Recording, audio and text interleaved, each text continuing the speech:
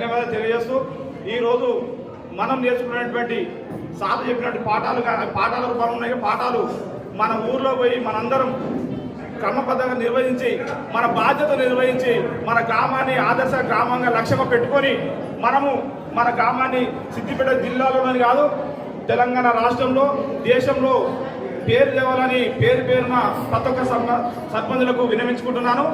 అదేవిధంగా మనము ఈ 5 రోజులలో 5 రోజులు అంటే 5 సంవత్సరాల పాటుగా కాలం అని గప్పి ఆలోచన చేసి మనము మనకు పాఠాలు చెప్పినటువంటి ఏదైతే ఉన్నదో ఆ బిడ్డను సక్రమంగా మనము నిర్వర్తించి మన పల్లెలలో గ్రామాలలో సక్రమంగా విధులు నిర్వహించి మనం ఎంతవరకు పంచాయతీరాజ్ చట్టానికి లోబడి పనిచేస్తూ ప్రజలందరినీ ఏకతాటి తీసుకొస్తూ మనము ఆదర్శ గ్రామంగా తీర్చిదిద్దాలని లక్ష్యంగా పనిచేయాలని అందరికీ కోరుకుంటున్నాను. జై హింద్.